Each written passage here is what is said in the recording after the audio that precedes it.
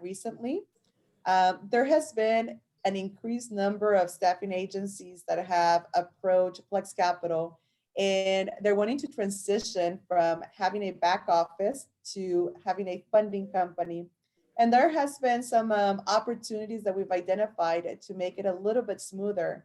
And that's the reason why I approached Shamika and I said, let's go ahead and talk a little bit more about what does that look like, becoming the employer of record versus just being the agent for a back office company, which there's nothing wrong with doing that, especially if you're getting started.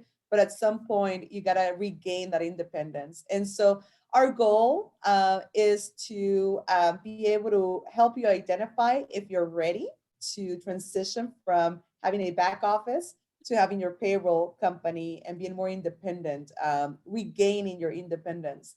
And then in addition to that, going over what are some of the steps that you should probably be considering as you make that decision to transition from the back office to becoming your own employer of record. So a lot of you know me already. Amanda Villarreal. I'm the CEO of Plex Capital, and I'm the one that is kind of always in front of the camera, but Josh is our COO.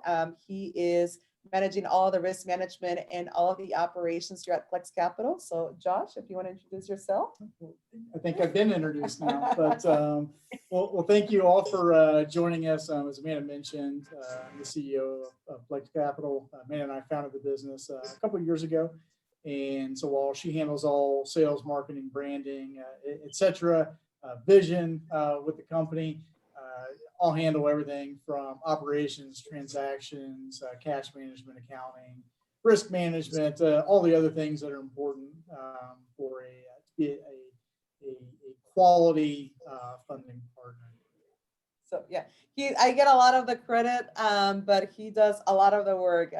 He is the one that is going to evaluate credit worthiness of your customers and help you with that whole transition from, if you're a startup looking for funding, he's the one that is reviewing agreements for you and doing all that stuff. Or if you're transitioning from a back office to traditional payroll funding, he's the one behind all of it.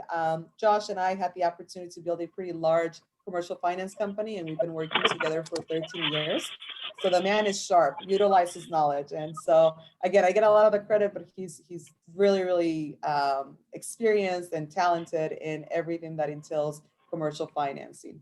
For those of you that are just joining us, once again, our goal is to help you identify if you're ready to transition from a back office to traditional payroll funding, basically becoming the employer of record, and giving you some, I guess, a checklist of items to make that transition as smooth as possible. So with that being said, we'll go ahead and get started. And Josh, if you want to go ahead and ask the question. Sure. So what we hear a lot of as people are asking if they're ready to transition from having a full back office solution to a more traditional payroll funding company is, or am I ready to do that? And that's what a business owner typically asks. I was speaking with another NOSA member earlier this morning, about when she decided she was ready to make the transition. And I think the number one question to ask is, what was the reason you went with a full back office solution to begin with? And normally there's a couple of different, the top reasons why a company will use that. Number one, at least last year we saw it a lot, was the workers' comp issue. A back office solution traditionally is going to provide you with the workers' comp. They're the employer of record. And so that's a big component. You're not going out and getting typically your own workers' comp policy. You're utilizing the back office solutions work comp policy. So that's one reason companies will do that. Number two is the funding aspect of it. The back office solution company is going to step in. They're going to be your funding partner as well, to where you don't need your own capital in order to meet payroll every week while you're waiting on the facilities, your customers, to remit payment. And then number three, it's kind of the easy button approach, right? You look at the traditional back office solution, the concept and the marketing approach is, hey, you just go out and sell business and we'll handle everything else. And in some aspects, that's appealing, because a lot of the reasons individuals start an agency to begin with is because maybe they worked for an agency at the time, and they're wanting to go out, they're wanting to go on their own, become self-employed, but you've got all these other worries that are out there. And so it's kind of a safety net of a back office solution. So those are kind of the three things that we see companies look at when they go and work with a back office solution. So when someone asks, am I ready to transition away from that? And I said, well, do you still have the same concerns that led you to a back office solution to begin with? If you're not worried about going out and getting your own workers' comp policy, if you're not worried about having someone manage payroll for you, entering in payroll hours, remitting payroll, withholding payroll taxes, and that sort of thing, if you're not worried about that kind of stuff anymore, then the question I always ask, then why are you paying someone to do it for you? And to me, that's kind of the natural transition away. If you don't necessarily need the services that they're providing, there's no reason to pay for it, because outside of those services, it's just an expense that you're paying, and in some cases a very substantial expense that you're paying to utilize a back office solution. So that's kind of the question I always ask someone. So, well, can I move forward? Should I go out on my own, or should I go with a back office solution? So, well, what are you worried about doing everything on your own? And if all you're worried about is, well, I need the funding piece, but I'm not worried about, handling, getting a workers' comp policy. I'm not worried about going and, entering in payroll on a weekly basis. If you're not concerned about that stuff, then just get a payroll funding partner and don't worry about, and just handle the other stuff on your own. Yeah, so thank you, Josh. Basically, one of the things that I always ask, besides that, is even at the beginning when you're getting started, if we have some of you of the NOSA members joining us that are considering getting started, a back office is tempting because it's that easy one-stop shop. It's like going to Sam's and being able to get everything that you need. But there's lack of understanding of what to expect from that. And, based on the experience of various different members, you're going to get different opinions. There are a lot of those companies out there, many that are mentioned throughout the NOSA group. And by no means are we saying stay away. I mean, if it's going to serve a need to get started, that is fantastic. Go right ahead and do it. But really understand the ins and outs of what that relationship will look like. I do have the opportunity to have Cedrica Epperson here with us, and she's one of our clients. I'm going to ask her to share a little bit about why she decided to go with a back office and when did she identify it was need for her to transition over to a payroll funding company. Cedrica, do you mind telling us a little bit more about what was that process like for you when you were identifying the need of transitioning from a back office? Well, A, why did you decide to use a back office? B, when did you identify it was time?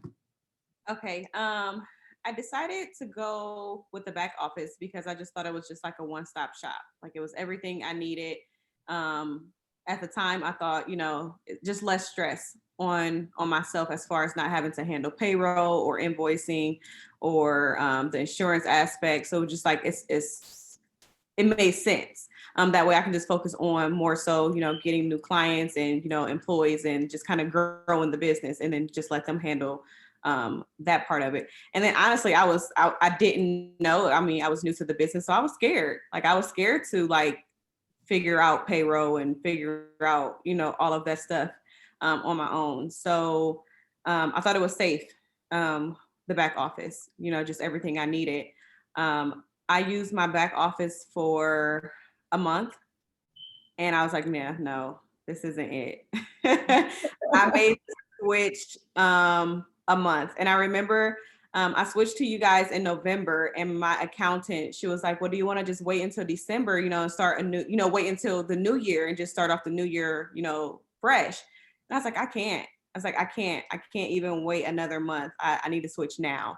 So I was able to identify just I feel like I didn't have any control over my business with them doing, like, it sounds good, as far as them being able to do payroll and just like less work for me, but it was just so much that I didn't know, as far as even like, if an employee, check is wrong and the employees are calling me like, oh, my check isn't correct.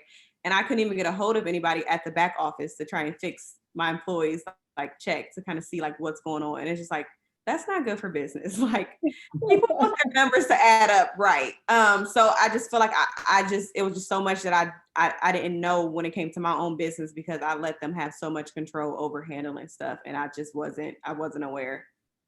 Did you feel like you own your business, or did you feel like No, an agent for the back office? I felt like an agent for the back office. Like, I literally feel like I had no control over my business. Like, so much stuff I didn't know, as far as even as invoicing and with the communication with the facilities, as far as getting payments and stuff. It's like I had no idea. Even as far as like what money I was supposed to be making, I had no idea. I was told that I would receive like profit reports every week, just so I'll kind of know. It was 3 weeks and I hadn't received a profit report, and I'm like, I don't even know like how much I have coming. You shared something with me, which I thought it was really interesting. You said, Amanda, I started my company around August 2020, staffed in October, but I didn't see my profits until February of 2021. Can you touch just a little bit on that, please? So I launched the business in July, and then shortly after I launched, I went out to Texas to work the front line. So I wasn't really dedicated at that point. I came back home in August, and I actually got my first contract in August, and September, and I started staffing in October. So even though the business was launched in July and I was working with the back office from July, I hadn't staffed any employees to really have that kind of, to see how things will flow. So my first employee started in October, and I didn't get a first deposit from the back office until January. Like, there was nothing from the back office. And here it is March now, and I just finally received my last payment, like what I was owed from the back office. So had I still been using them this whole time, there's no way. Like, literally, Josh, and you're a blessing. I told Amanda yesterday, I was like, I love it. It's like complete like day and night. I wasn't seeing any type of profits from my business by using the back office. Well, I just wanted to ask a quick. Go right ahead, Shamika.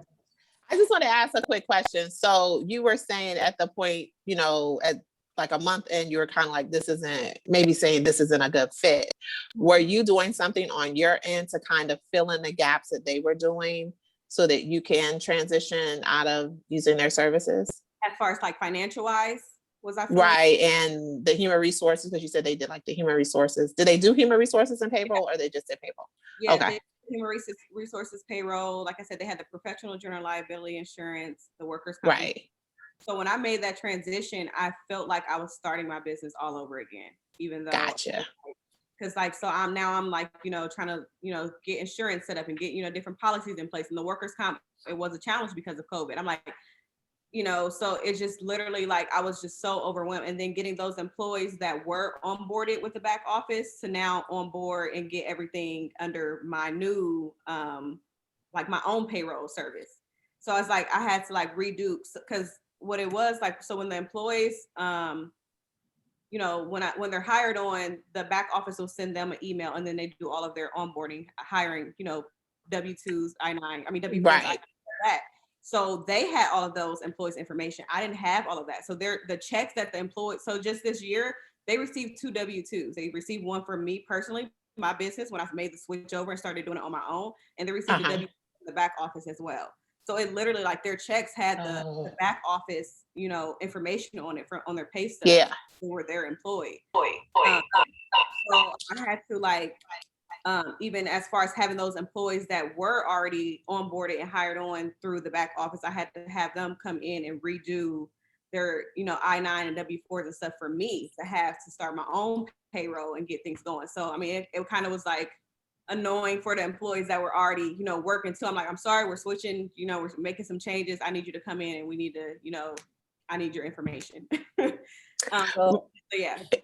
And I just want to say one more thing, Amanda. That's what I think people don't understand about the back office. One, I think that a piece of what they offer is a sales piece, like you said, the one-stop shop. Mhm. But also, when you decide to leave, if you decide to, you're really starting over because you're not their employer necessarily. At that time, you are operating in that role. So I think if more people understood that piece, hey, if you're a year in and you have 50 or 100 employees, the transition for them is going to be difficult. And I don't know if there are some, companies that will give you their information. I doubt it. Or what that looks like from a contract perspective. But I think that piece of it isn't communicated enough for a lot of nurses that do it. And then it becomes, you also don't get credit, like with the insurance. Like for us, we get credit for having our insurance year for year under our business. Mhm. If you've been with a back office for 2 years, when you go out there to get your own policy, you're a new business, but you've been operating for several years. So thank you, Cedrica, for kind of pointing out those things Yeah. that might be hiccups in the future. Literally just from October was staffing my first employee to November. I remember it was the first time I ran payroll on my phone. It was the week after Thanksgiving because I was like, I picked the perfect week, being sarcastic, to do payroll with holiday pay, and I'm trying to figure out the holiday pay, and then COVID rates and overtime of this. So literally within that, like I said, my first employee worked October 3rd, and by the end of November, I was already doing my own payroll because it was the communication. It wasn't there. Well, and that's really, you're not the only one that has experienced that. And when Shamika and I decide what's next, what do we want to talk about, we see all of these, we have all of the experience that we have from working in corporate America, but then also from servicing our clients, especially specifically, we do specialize in healthcare financing. So we see all of these stories of people transitioning from back offices to our company.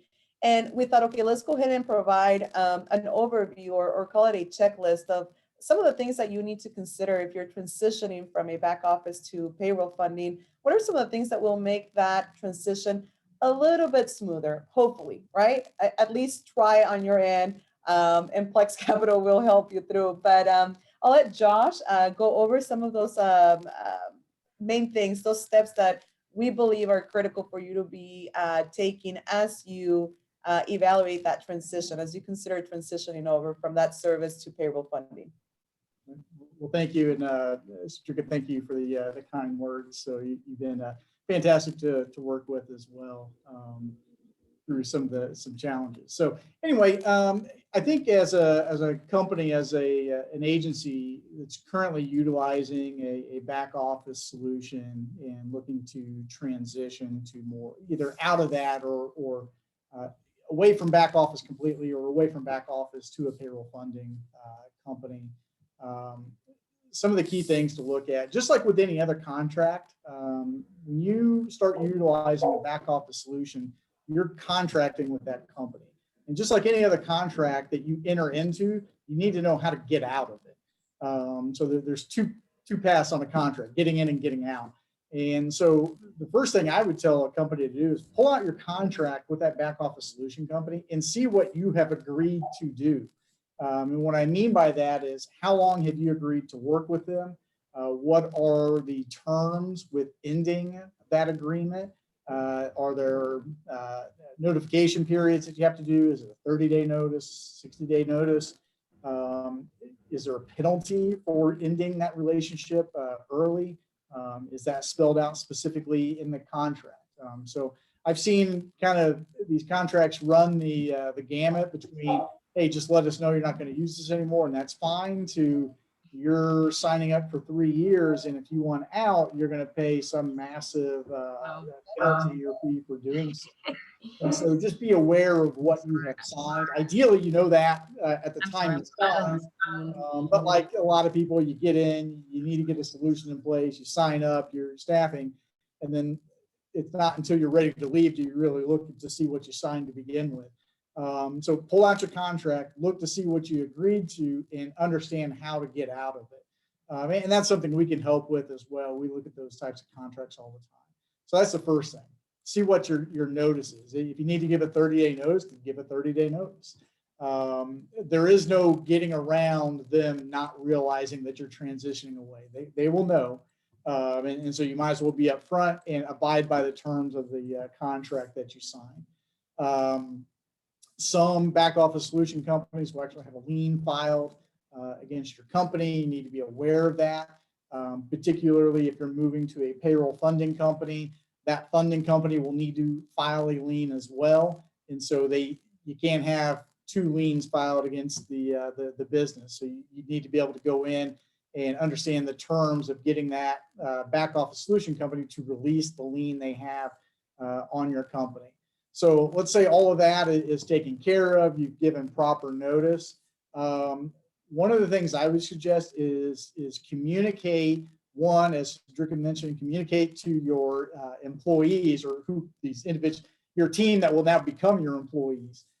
Make sure they are aware, because you're going to have to go through and do your onboarding paperwork with them, because you are now going to become their employer. So start that communication process with them. Communicate to your facilities, to your customers. Those customers are going to have to transition from paying your back office solution company to either paying you directly or paying your funding company. And so what you don't want to do is kind of commingle any of those invoices, because the worst case scenario is you would use a back office solution company to pay a week's worth of payroll, and then you definitely would not want to have your funding company also fund you on that week's of payroll. Now you have two companies that both feel they're owed for the same week or for the same invoice. But communicate to your customers. So if you know that as of March 31st, you are no longer going to be using the back office company, and that every invoice going forward is payable to a new company, either yourself or your payroll funding, communicate that to them. Because if not, what can happen, and it's not as easy as it sounds. Most facilities, their accounting department, when they have you listed in there, they're going to have one address to send payments to. And so try to communicate the best you can that when they've made the payment for the last invoice to your back office, that they know everything going forward will go to your funding company, or if you're not using a funding company, to your business. Kind of what you don't want to have happen is your customer sending payments to a back office solution company, funds that don't belong to them or belong to the payroll funding. Because now you have one extra party involved, and your payroll funding company is reaching out to the back office company saying, hey, you got our money, please send it to us. And I've yet to have a pleasant experience when that happens. Well, and if I may, Cedrica, do you want to touch base a little bit on the experience that you've had making that transition, making sure that payments are going to the right place, and what has been your experience with this transition? You need to unmute. I think I muted you. I'm sorry. Oh, sorry. Yeah, it's still dealing. Like I said, I started using Plex in November, and I'm still dealing with trying to. When I made the decision in November, I notified the facilities that were using the back office and that were sending the checks to them, and I told them of the change as well. So I did that in November when I made the change, and then I also did it at the New Year mark. Just heads up, just to let you know. And then I started to notice invoices that were kind of pushing out more past due and 60 days past due. So I'm like, I wonder where those checks are, and they mailed it to the back office. So it's been several checks that has been mailed to the back office instead of Plex, and it's been such a hassle trying to even track those checks down, get a response. Thankfully, I just kind of sit back now and let Josh do the emailing. But yeah, and I thought I was being proactive even with that. I let them know of the change, and I sent follow-up emails regarding the change. And then for some reason, I don't know, something got missed somewhere, and multiple checks have been sent to the back office. And it's not fun trying to chase down checks. and because it's money. So It's time consuming and it takes you away from doing doing- revenue producing. yes, I feel like probably the whole month of December, I was like chasing down checks and harassing people about checks and money. I'm like, this is energy that I can be using on calling facilities to try and get new contracts with buildings. And here I am trying to like figure out where's this check and can we get it back? So I would say the kind of in the perfect world, yes, only the checks that belong to your funding company go to them. Only the checks that go to your back office solution go to them. That's the perfect scenario. That almost never happens. So the inverse of kind of what we're going through with Cedrica and her back office solution company is your facility sends your funding company money that belongs to your back office solution company. So what our process is, we identify that the day we receive it.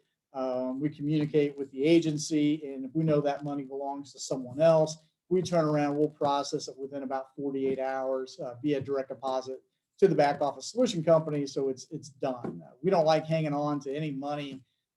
If it's not ours, we're going to get it to the right place. And I think you'll find that type of process with most payroll funding companies just because of how we are structured. And so that's kind of if you can't have your facilities pay everyone perfectly, that's kind of the next best solution.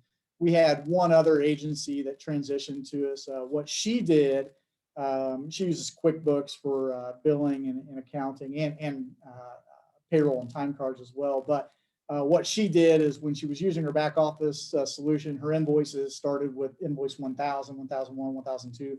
When she transitioned to us, she changed the sequence of her invoice number, starting with number 2000, 2001, 2002. So now it's very easy when we get a check in from the facility, if they're paying invoice 1001, 1002, 2003, 2004, it's very easy for us to identify which ones, what happened there. And so it's just a quick conversation. We set up the reimbursement and out it goes. So have your team ready, have your facilities ready for when that transition happens. And I think the third part that I'll talk about is have your vendors ready, and not have them ready for when you transition, but have them ready. As Cedrica mentioned, you're really kind of starting your own business over again. So you want to make sure when you jump away from a back office solution, you don't want to be scrambling at that point in time. So, oh gosh, now I got to go get my insurance policy. Now I have to get my QuickBooks set up. Now I need to go and get my my payroll, my time cards.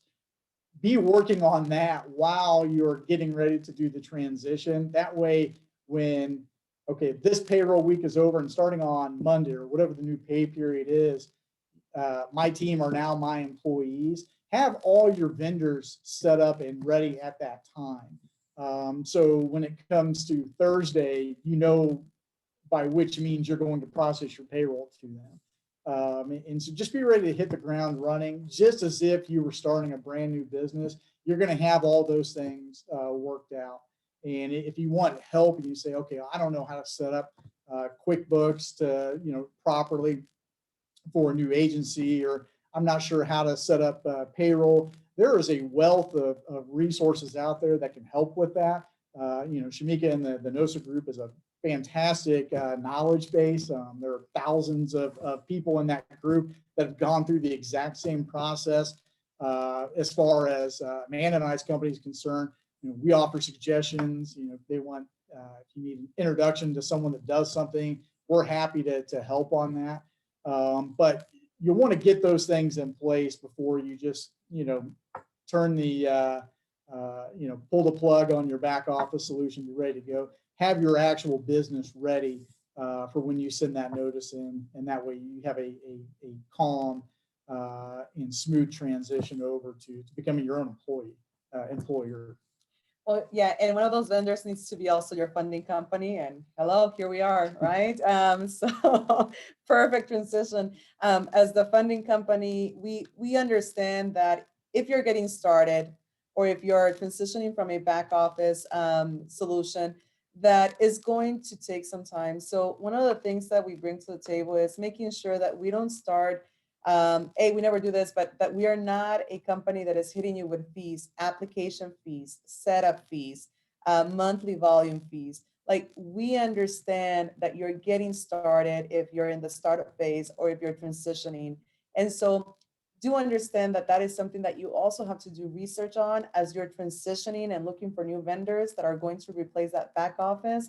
Understand the funding, the payroll fundings program, know the ins and outs. And Cedrica can go over this a little bit more, but we are so careful about the whole transition. The first conversation you're going to have with me, more than likely, if it's not in person, if you're not here in Kansas City, is going to be virtual. And we're going to have a conversation about who you are, your company, because as much interviewing you're doing with the funding company, we're also interviewing you. We want to make sure we feel comfortable working with you as well. And so do understand that that needs to be in place. And it's okay if you say, Amanda, I'm looking to replace my back office and just become my own company, really gain the independence. We can get everything set up. We'll go through holding your hand throughout the process and making sure that you understand, what does the relationship look like with Plex Capital? How do I end the relationship if I want to end the relationship? There's not a single client we bring on board that we do not review what the terms and conditions of the relationship will be. That is something that we require, and it's a virtual meeting that we have just to make sure there's a clear understanding from the beginning. So feel free to reach out if you're thinking about transitioning, or if you are at the early stages where you're just thinking about getting started, please reach out. But everything aside, Cedrica, can you tell us what is your experience now working with Plex Capital versus the back office? How do you feel? How do you feel we're doing as well? Just share your experience. It's literally night and day. It's seriously night and day. Like when I was telling you before, it has never taken Josh over 24 hours to respond to an email. Like if I ask him something, he's responding that day, if not first thing in the morning. There's been times where I've submitted a invoice with a timesheet and he's caught errors that I've made. Like, hey, is this correct? Or you might want to double check that. Or, did you mean to put that? And I'm like, well, it's good to have like another set of eyes, just kind of like looking at stuff. And I feel like I actually like have more control over my business now. Like I know what's going on. I can, monitor the funds. He sends me profit reports. So it's like I can I just have that control back of my business. I didn't have that. I didn't have that with the back office. Just the communication, the control over the business, all of it was gone.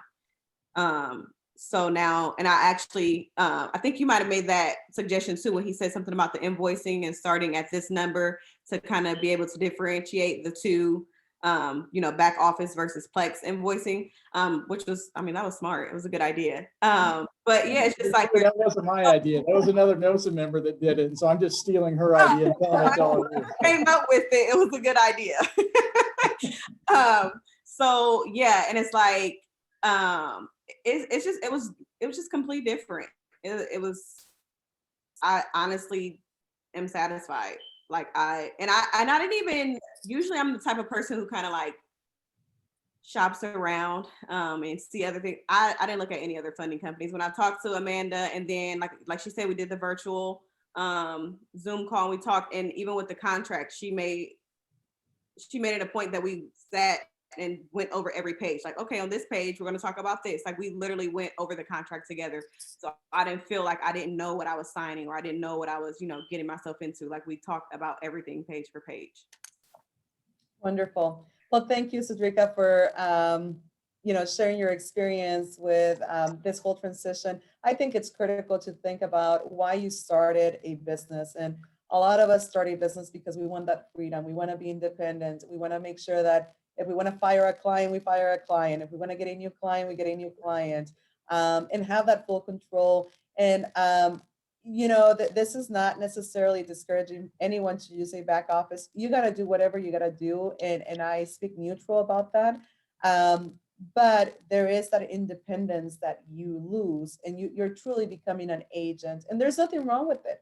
If that was your goal, then that's your goal and that's great. But if you are at that point where you say, no, I actually want to be independent, I want to be able to control my business fully and not have all my eggs in one basket, then consider maybe a payroll funding company. We think we're great, but there are more options. We do specialize in healthcare. And so that definitely brings a lot of value to our clients, but we're here to answer any questions. And we're looking forward to continue to grow the relationship with the NOSA group. It's been such a wonderful experience. We have yet to have any complaints from any of our NOSA clients, or for that matter, any of our clients outside of the NOSA group. And we really care. We are people that understand that it's not a business on the other side, it's another human being. And we bring that human level, even though we're in commercial finance. And I think that's critical to understand. But we're open to questions, any questions that you may have. Please, Shamika. Oh, I was going to say, Amanda, there was a couple of people that kind of jumped in mid presentation. Can you kind of recap, which I think you just did a little bit of the differences between the back office and payroll funding? Because unfortunately, the terminology gets interchanged, and it really is two separate things. I try to tell people it's like a one-on-one conversation that you need to have, because it's different pieces. It's a lot more layers to it, kind of what Josh was mentioning. The contracts look different, what they cover, how to get out, things of that nature. We didn't do that, so I can't really speak from an experience standpoint of view, but I do tell people, and I'll tell anybody here who's kind of in that place, and you do decide, hey, I'll go with the back office or professional employer organization, is what is also called to not sign long-term contracts, which is, I think, the standard, or the is what happens in the industry, 3 or 2 to 3 year contracts. Just because early on, you don't know how your business is going to do. You don't know if it's going to grow. You don't even know if it's going to make money. You hope those things. But if you can kind of recap some of the highlights you mentioned about the differences, just so that people here can have a clear understanding of they're separate things, and what you can do with your business, kind of like what Cedrica was sharing, it's different. And I can't express enough, and I'm not, I just can't express enough. You don't own the business. And I feel like so many people get into this industry with the understanding of wanting to own the business, and it kind of gives you that pseudo feel that you own the business. But unfortunately, in those scenarios, you do not.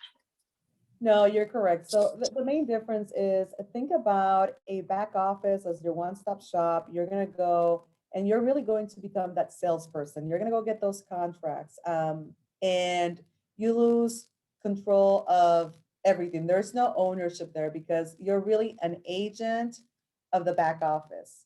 And so with a funding company, payroll funding company like Plex Capital, you go and hire everyone that you need to hire, as far as, being ADP or paycheck, or all of the other services, or insurance. We are only going to be financing the receivables that you're generating. So you're going to have funding, and you're going to have funding every week.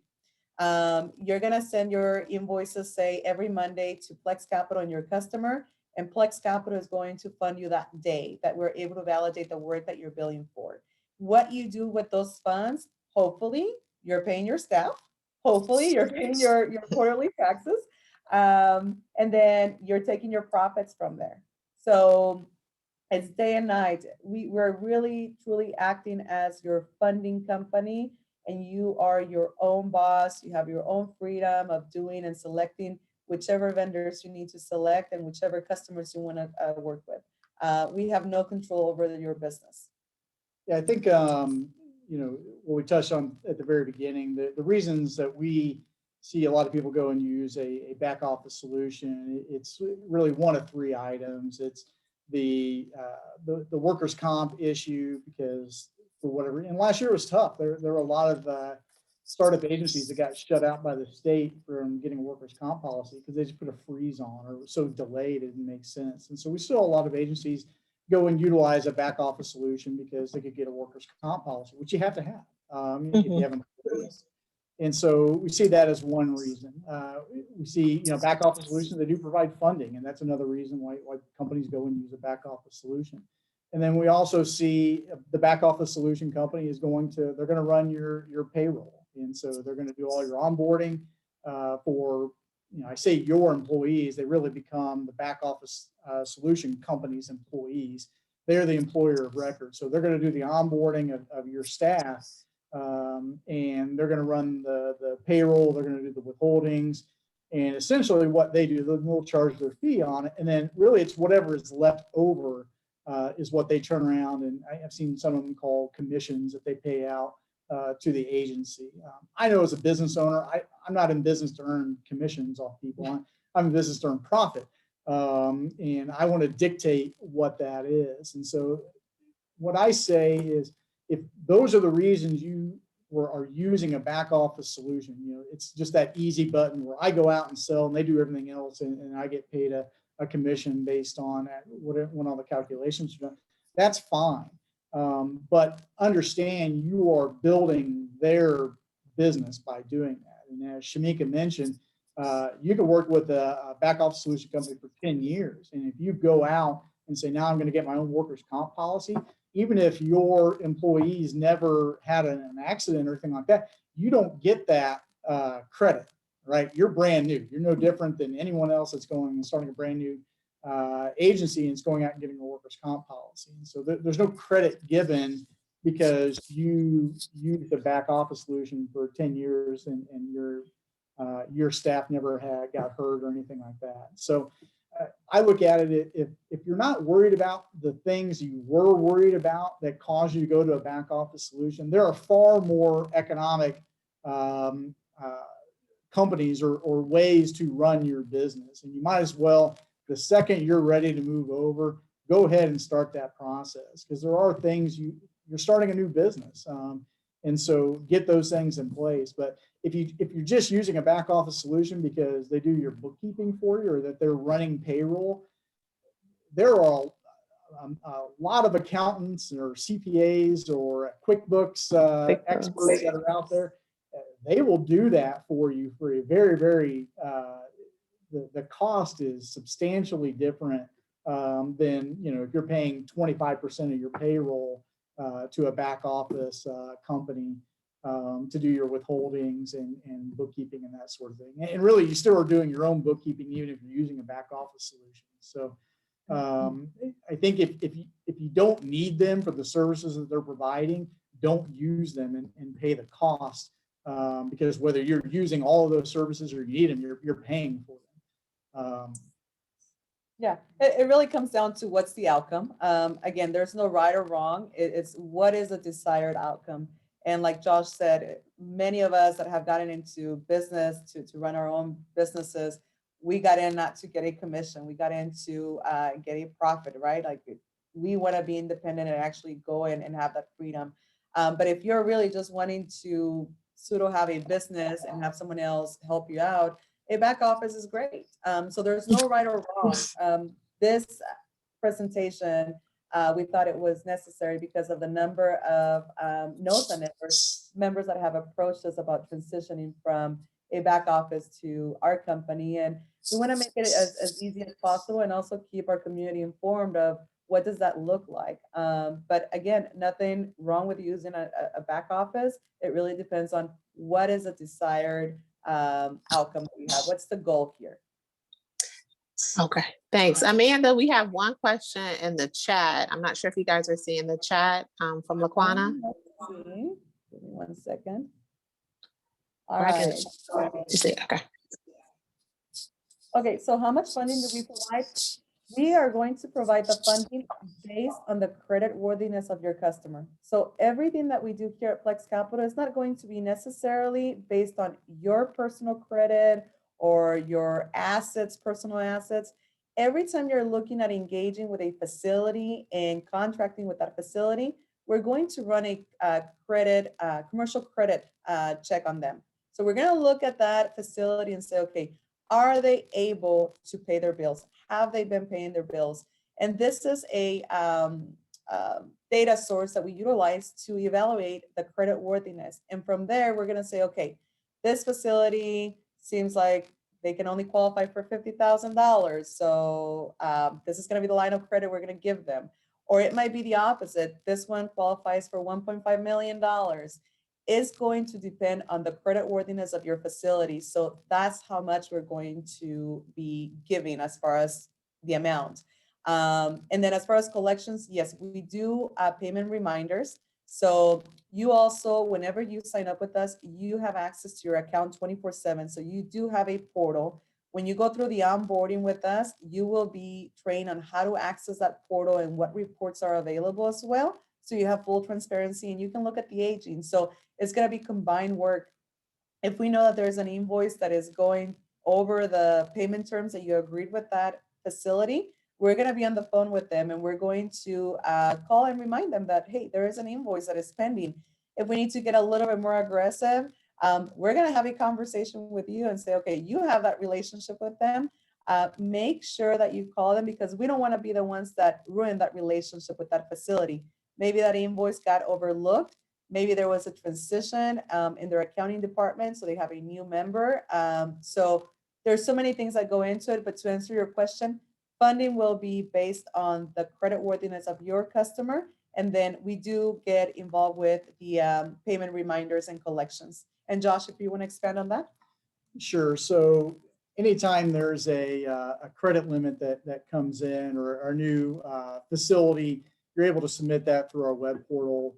Those come directly to me, and then I'll do, my background is credit finance operations. So I'll go in typically that day and I'll do the credit analysis and then I'll respond back to the agency to say, this particular facility is approved for X dollar amount. And so when we say that is at any given time, that facility cannot owe your agency anything over that dollar amount. So if your contract is a net 30-day term and you plan on staffing $10,000 a week, then you would want to make sure there's at least a $40,000 to $50,000 limit set up on that customer to handle the entire billing cycle. So to answer the question that's on there, so if I give a $50,000 limit, that's the total. So it wouldn't be $50,000 a week unless they're actually paying you, net 7-day terms or something like that. So we look at what we do as a partnership. You as the agency and the agency owner are always going to have the best relationship with that facility, particularly ones that aren't owned by some major conglomerate or whatnot. And so, yes, we'll help out. We'll do payment reminders.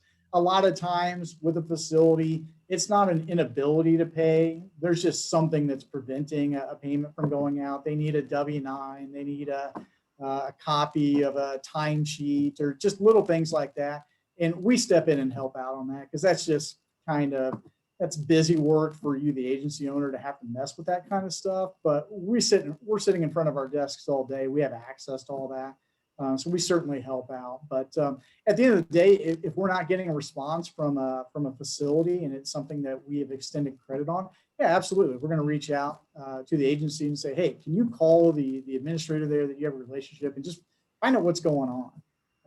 99% of the time, they either misplaced an invoice that went out or, they forwarded on to, whoever the managing company is for that group of facilities, and that person has dropped the ball somewhere. I mean, it's very rare because of the way hospitals, nursing homes, skilled facilities, assisted living, et cetera, the way they are funded, it is very rare for them to just outright not want to pay a staffing agency because the work would spread very quickly and they have to have someone to take care of their patients and their residents. So we have not experienced that. We have experienced facilities that have paid slow, sure.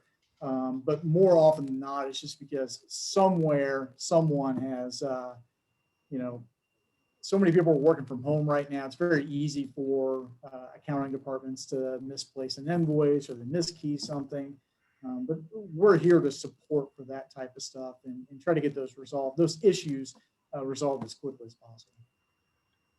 Thank you, Josh. Feel free to ask any questions, to unmute yourself and ask questions. And also, as we're getting closer to ending the meeting, feel free to reach out. I am never opposed to jump on a video conference call and have a one-on-one to better understand what that goal is. And if we fit in that part of the plan, perfect. If not, it's okay. Just this morning, I had a conversation with another NOSA member that lives here in Kansas City, and she came in for an hour and a half, and we just sat and talked about what was the goal, right? And there's no personal feelings if you decide not to work with us. It's okay. We're truly wanting to make a contribution to the NOSA member group because it's such a great platform to give back. And yeah, of course, we're for profit. So yes, we would love to have you as a client, but we understand we're not going to be the perfect fit for everyone. So I invite you to reach out and have a conversation with us. Amanda, we have another question in the chat. There's a question about the average percentage the company charges per client. So our fee is almost always going to be based on how long it takes the facility to pay us. We're not going to get into specifics because a lot of times it depends on a number of different items. We do have special pricing that we do for NOSA members that we've been able to work out. And if you have questions about pricing for your specific agency and exactly what you're looking for, feel free to reach out to Amanda. We pride ourselves on transparency, and so we have it's the one fee that we charge, and versus other little nickel and dime things here and there. But happy to discuss that on kind of more of a one-on-one basis. Definitely. We are, like I said, we love transparency, from giving you access to your portal, knowing exactly what's going on with your account, to the fees. Cedrica, she can speak to this. She did not start working with us without clearly understanding what the fees were going to be, what the responsibilities of each party was going to be. And that's what leads to a really strong relationship. And so it's been a while now that we've been working with Shamika and the team and the group, and no one has ever had any complaints about us, doing anything that is not of benefit to the clients. As far as the fees, once again, like Josh said, feel free to reach out. I'll be more than happy to have a conversation with you, and nothing will change from that initial conversation to going through the process of setting up with us. And again, Cedrica can speak to this. She's been through the process. Just a couple other things from an underwriting standpoint. From Plex Capital, we don't have any kind of minimum volume requirements. We don't have a minimum time in business. We're not underwriting the agency per se. We're looking at, are you working with good quality facilities? And that is the number one item that we look at from an underwriting standpoint. So I know there may be, whether it's back office or payroll funding, that want to see an agency that's been in business for a certain amount of time, a certain net worth requirements or credit score, those types of things. We don't look at any of that. We have agencies, particularly NOSA members, that I know one particular, her first invoice was $89.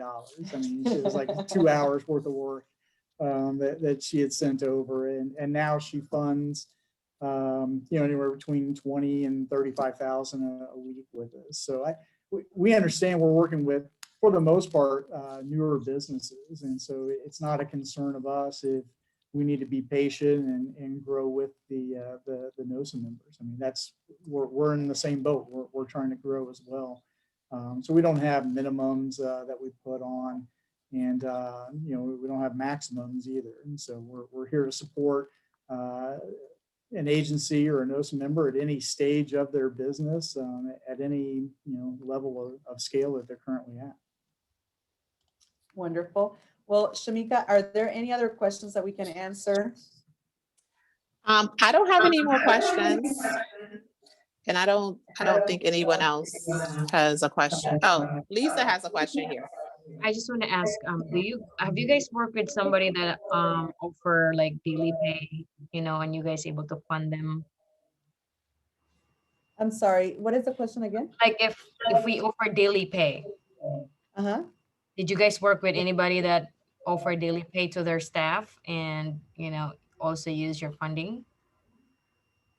Yeah, so what we do as a payroll funding company, we are sending just a lump sum to your operating account. So whatever your terms are, your payroll terms with your staff, whether it's daily, weekly, bi-weekly, bi-monthly, whatever the case might be, that's completely up to you, and we don't step in to do anything like that. And so typically what we see is on Mondays are usually our busiest days. All of our clients, they're sending in their invoices to their customers for the previous week. We fund them on that Monday or Tuesday, and then their payroll run is that following Thursday. So if you're running a daily pay, you can certainly do that. But from my assumption is when you do a daily pay, you're still billing your customers on a weekly basis. Yes, Yeah. my client, yeah. Yeah, so you're Sending billing your the client on a invoice weekly basis. That's when we would step. We're funding based on your billing to your client. And so if you're doing daily pay all of last week, and then on Monday is when you're billing your client, that's when we would fund you, is based on that. So you could pay your client every hour if you wanted to. It'd probably drive you crazy, but no, anything like that is, how you want to pay, as long as you do pay your staff. That's the only caveat that we have. You do have to pay your staff. You have to pay your taxes, you have to pay your staff. But outside of that, how you want to handle it is your business. We're just here to fund when you bill your client. That's the beauty of like having control of your business, like being able to do things on your own terms. But well, thank you so much. If you do have any questions, feel free to reach out. All my information is there within the NOSA group. You can find me under Amanda Villarreal. And then I know that Shamika will, she recorded this presentation. So feel free to go back and, if you missed something, if you had to step away for a little bit, go back and review it. Again, our goal is just to make contributions to the NOSA group and making sure that there's a clear understanding of everything that entails the funding, like where do you get funding, especially as a startup, and the differences between a back office and also a payroll funding company like Plex Capital. But I am here to help you out. And Cedrica, thank you so much for joining us as well. I really appreciate it. It's been really a pleasure working with you. Shamika? Well, thank you guys for joining us today. I appreciate you guys for taking out the time. There's been some great information as well as clarity as to the differences. I hope, once I post a video, more people have an understanding of what the differences is. And thank you, Josh and Amanda, for hosting today. Hopefully we'll host another one soon on a different topic, but kind of related around that funding piece that people sometimes find a little challenging. All right, you guys have a great rest of your day and a great weekend. Thank you. Thank you very much. Bye-bye. Thank you.